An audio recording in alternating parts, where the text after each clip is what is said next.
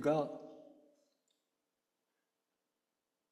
근 50년 동안 목회 사역을 했습니다. 근데 저희가 목회할 그 시절이 얼마나 귀중하고 복된 시간들이었는지, 시기였는지 모르겠습니다.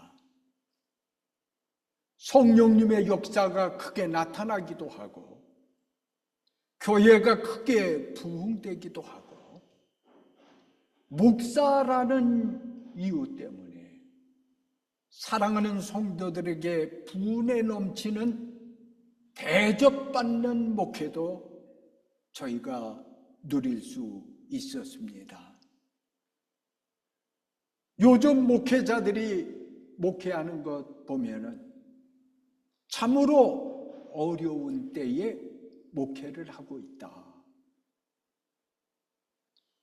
성도들이 모이기도 힘들고, 더구나 코로나 팬데믹 사태 이후로는 얼마나 많은 사람들이 교회를 멀리하고 있는지, 우리 미주 사회뿐만 아니라 한국까지도 많은 교회들이 큰 피해를 겪고, 또한 개척교회들이 문을 닫게 되고, 교회가 운영이 안 되어서 목사들이 파타임 잡을 뛰고 이렇게 활동하는 현실이 얼마나 안타까운지 모르겠습니다.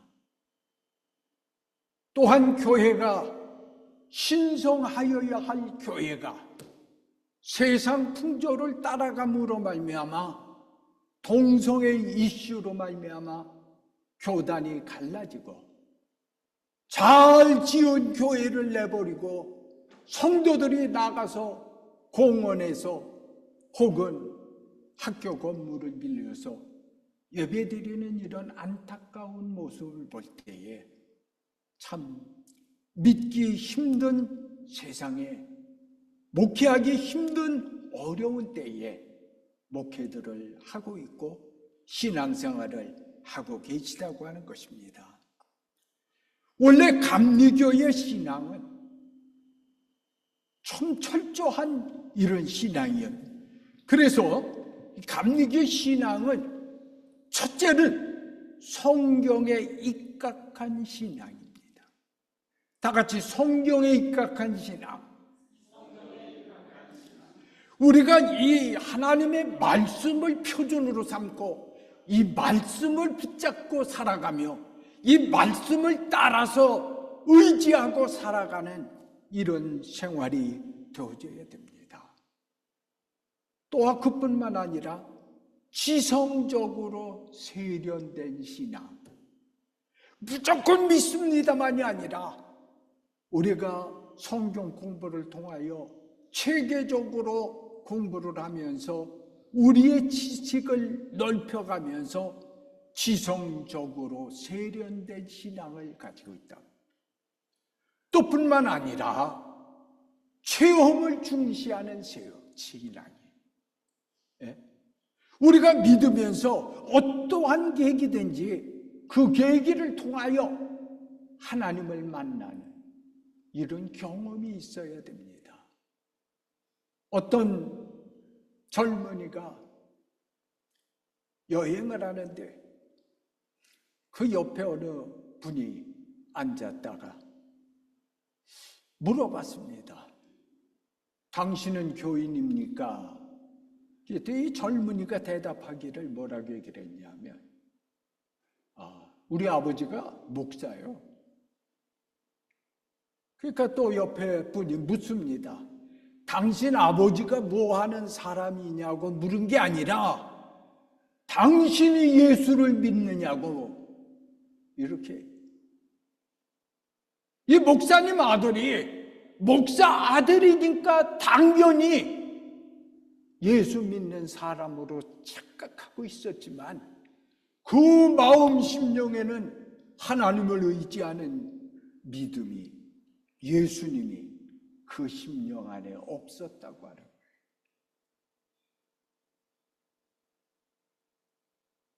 우리가 습관적으로 믿는 가정에서 태어나서 켈라와 같이 줄리와 같이 대대로 신앙을 이어가면서 우리가 깜짝 잘못하면 체험이 없는 신앙을 갖게 될 때가 많이 있습니다.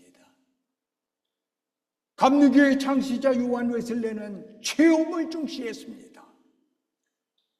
그가 미국 서바나 조지아에 선교를 왔다가 실패를 하고 공허한 마음에 런던으로 돌아가는 배를 탔습니다.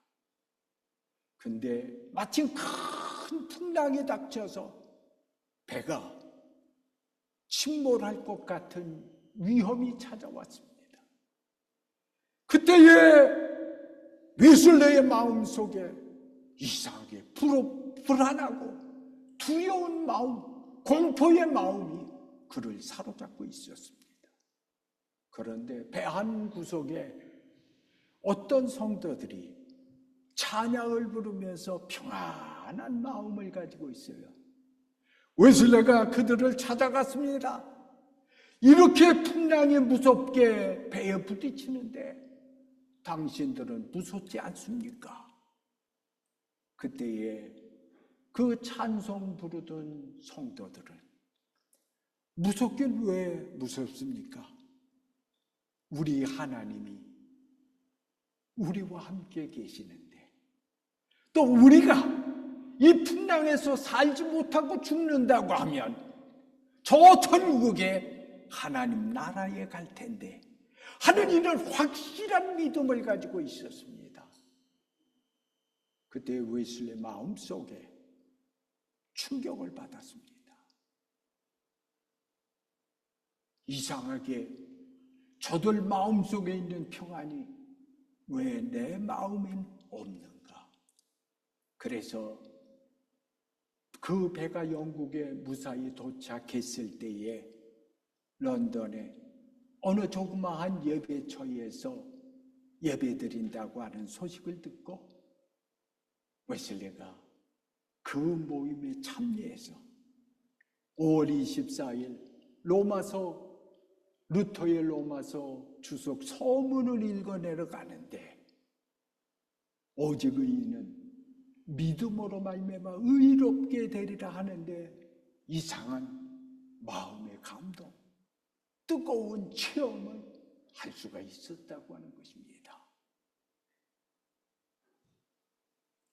요한 웨슬레가 아무리 성경을 많이 보고 찬양으로 하나님께 영광 돌리고 선교 사역을 하였다고 할지라도 올드스케 거리에 모라비안 성도들이 모이는 그 은혜의 자리에서 마음이 뜨거워지는 그 은혜의 체험이 없었다고 하면 감리교회는 꺼진 등을 든 교회와 같이 쇠퇴하고 말았을 겁니다. 그러나 거기서 불을 받은 웨슬리의 마음속의 불길이 수많은 사람들에게 전파되어서 그 뜨거운 역사가 이어져 왔던 것입니다. 이렇게 체험을 중시하는 신앙. 다음에 마지막으로는 전통에 어긋나지 않는 신앙. 이런 신앙이 건전한 신앙인데 이렇게 좋은 교리를 가지고 있는 감리교회가 오늘 삐딱한 길로, 그릇된 길로 가고 있습니다. 그런데 언젠가는 하나님이 바로 잡으실 거예요. 그냥 내버려 두지 않으실 겁니다. 여러분, 이스라엘 백성들이 유월절을 지킬 때에 보면 어린 양을 잡아서 그 피를 문설주와 인방에 바르고 허리에 띠를 두르고 그 양의 고기를 머리와 내장과 정강이 고기를 다 불에 구워 먹으라 그랬습니다. 여기서 머리고기는 신앙의 지적인 요소를 의미하죠. 정강이 고기는 신앙의 의지적인 행동 실천하는 삶을 의미합니다. 내장고기는 찬양을 드릴 때에, 기도를 할 때에 왠지 모르게 내 마음이 뜨거워지는 은혜의 체험을, 정적인 것을 이야기하는 것입니다. 그 우리가 편식하면 안 돼요. 머리고기와 내장고기와 정강이의 고기를 다 부리고 먹어야 된다고 하는 것인데, 솔직히 감리교 목사님들에게 실망하는 성도들이 꽤 많아요. 왜냐하면 감리교 목사들에게 실망하는 성도들은, 감리교 목사님들은 너무 배운 지식으로만 목회하려고 한다, 그런 말씀들을 많이 하십니다. 다른 말씀으로 인해서 은혜가 없다고 하는 거예요. 또 순복음 같은 데서 너무 믿습니다로만 일본도로 나가는데, 거기에 또 다른 문제점이 있습니다. 제 친구 김국도 목사가 신학교를 3개를 했어요. 조용기 목사님 가방을 들고 다녔는데 은혜를 받고, 조 목사님이 너는 순복음 신학 가지 말고 서울신학 정규신학대학을 가라. 순복음 신학교는 그때 인가가 나지 않은 학교니까 서울신학대학에 가라. 그래서 서울신학대학을 갔습니다. 신학을 체계적으로 거기서 공부하면서 그 다음에 야간에는 순복음 신학교를 다녔어요. 주간에는 서울신학, 야간에는 순복음 신학, 이렇게 다니면서 그 뜨거운 마음을 잃지 않으려고 애를 썼는데, 그때 당시에 학측에 2학교를 동시에 다니는 것은 학칙에 어긋난데, 너 순복음으로 가든지 서울신학을 그냥 있든지 둘 중에 하나를 택하라고 해서 할 수 없이 내가 성결교에서 신학할 게, 목회할 게 아니고 형님들이 감리교 목사인데 나는 감리교로 돌아가야 될 텐데, 그래서 제가 공부하던 목원대학 감리교 대전신학에 전학을 오게 됐어요. 그래서 제가 그 친구를 거기서 만나서 수십 년 동안 이렇게 친구로 가깝게 지내는데, 어느 하나 가지고 만족할 수가 없는 거예요. 순복음 신학에서 배울 게 있고 서울 신학에서 배울 게 있고 또한 감리교 신학에서 배울 것이 있다고 하는 거예요. 그래서 우리는 편식하지 말고 머릿고기와 내장고기와 정강의 고기를 골고루 먹어야 우리의 신앙이 균형 잡힌 신앙이 될 수 있다고 하는 것입니다. 사실 요즘 얼마나 우리가 불안한 세상에 삽니까? 그렇기 때문에 우리가 평안을 누리는 삶을 살기 위해서는 어떻게 해야 될까? 모든 염려 대신에 기도와 간구로 하나님께 아뢰는 자들은 평안을 얻게 된다고 하는 것입니다. 염려하지 마세요. 여러분들과 이야기를 나누다 보면 교회의 장래에 대해서 염려되시죠. 근데 사실 그 걱정할 필요 없어요. 하나님이 책임져 주신다고 하는 거예요. 저는 유럽 이스라엘 성지 순례를 하면서 고린도를 가봤습니다. 한때 고린도의 교회가 얼마나 왕성했습니까? 교회도 얼마나 웅장하게 잘 지었는지 몰라요. 그런데 고린도 교회에 가보니까 기둥터만 남았어요. 다 무너져버리고. 훗날의 역사는 어떻게 변할지 그건 우리가 알 수 없어요. 고린도 교회가 망하면서 다른 아시아의 많은 교회들이 복음을 받아들여서 하나님의 역사가 나타났습니다. 우리가 너무 염려하면 안 돼요. 아무것도 염려하지 말고 오직 모든 일에 기도와 간구로 너희 구할 것을 감사함으로 하나님께 아뢰라. 그리하면 모든 지각에 뛰어난 그리스도의 평강이 너희 마음과 생각을 지켜주시리라 그랬습니다.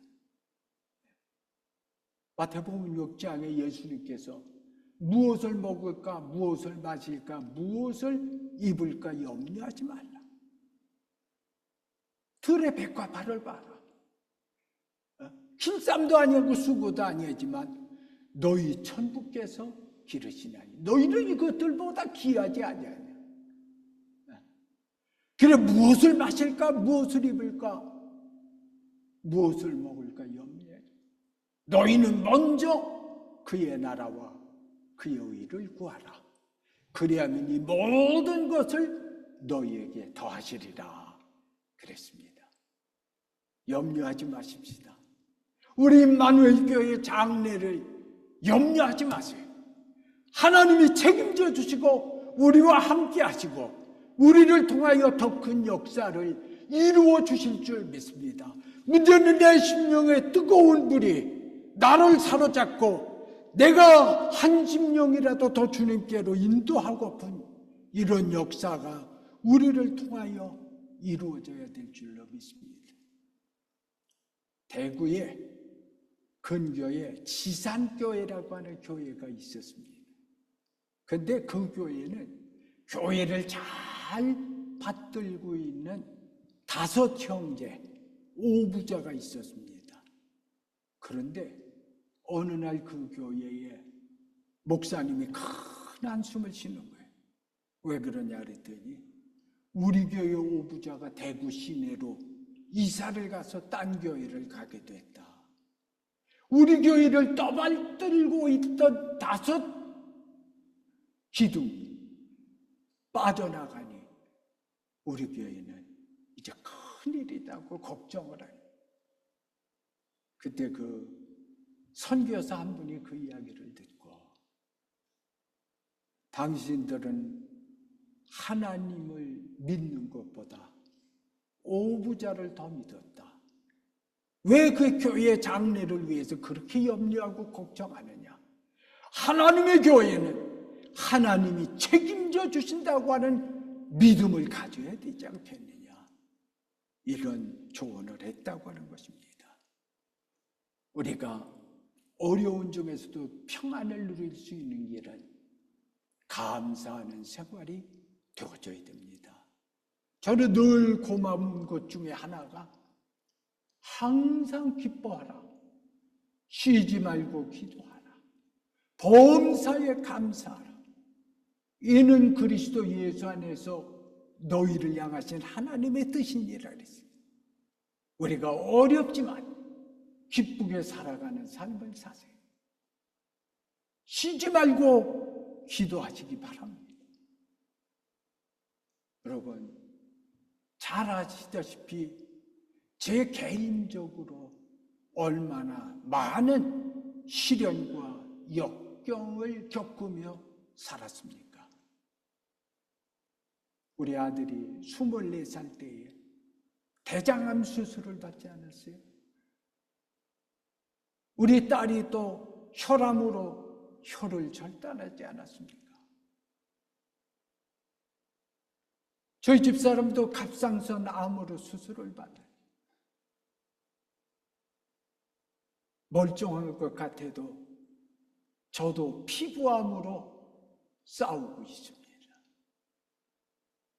그러나 모든 것 주님께 맡기는 거예요.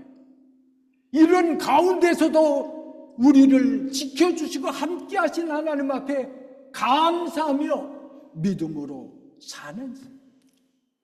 그때 하나님께서 우리에게 말할 수 없는 평안을 우리에게 주신다고 하는 것입니다.